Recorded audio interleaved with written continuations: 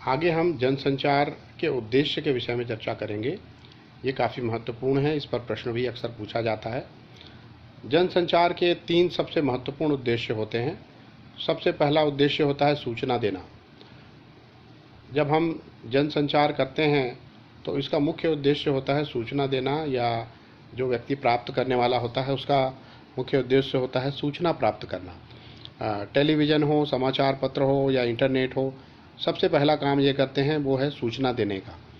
और दूसरा महत्वपूर्ण कार्य है वो है शिक्षित करना। हम केवल विद्यालय में ही शिक्षित नहीं होते, बल्कि हम समाचार पत्र पढ़कर या टेलीविज़न देखकर या इंटरनेट के द्वारा भी शिक्षित होते हैं। तो वास्तव में ये जो जनसंचार माध्यम है ये हमें शिक्षित करने का भी कार्य करते हैं। और इसके बाद अगला महत्वपूर्ण कार्य या अगला महत्वपूर्ण उद्देश्य होता है जनसंचार माध्यम का, वो होता है मनोरंजन करना। हम सब टेलीविज़न या इंटरनेट का उपयोग इसलिए करते हैं कि इनसे हमारा मनोरंजन भी होता है। समाचार पत्र भी हम इसलिए पढ़ते हैं कि इससे हमारा मनोरंजन भी होता है। तो ये हमारे लिए मनोरंजन का भी एक माध्यम है। तो मनोरंजन भी एक महत्वपूर्ण उद्देश्य है जनसंचार माध्यमों का। और अगला महत्वपूर्ण तत्व है वो है एजेंडा तय करना। ये जनसंचार का एक महत्वपूर्ण उद्देश्य या हम कार्य कह सकते हैं। जनसंचार माध्यम समाज के महत्वपूर्ण मुद्दे या एजेंडा तय करता है।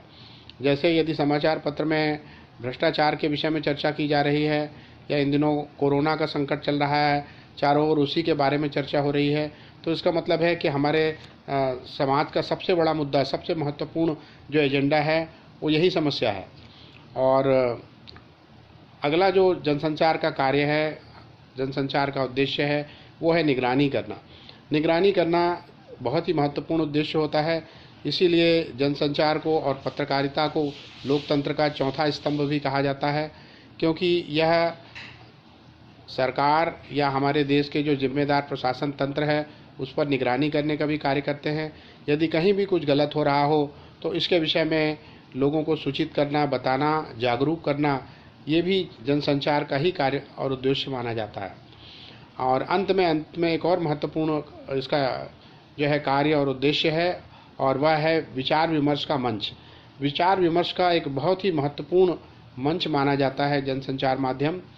और इसके द्वारा वास्तव में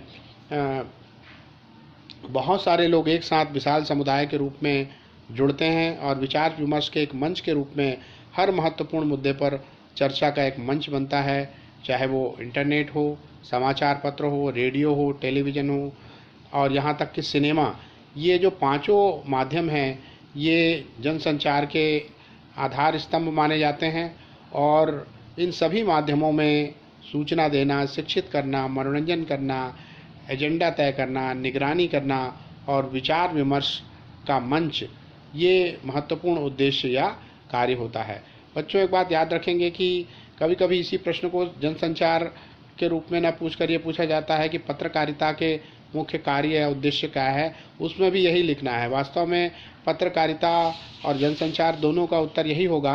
पत्रकारिता का भी कार्य यही है, सूचना देना, शिक्षित करना, मनोरंजन तय करना, एजेंडा तय करना, निगरानी करना या विचार विमर्श का मंच प्रदान करना। ठीक है, तो आप इन चीज़ों को विशेष रूप से याद रखें। आपका जो पहला जो महत्वपूर्ण अध्याय है इसमें इसी के विषय में विस्तार से चर्चा की गई है, जिसको आप पूरी पुस्तक में पढ़ सकते हैं।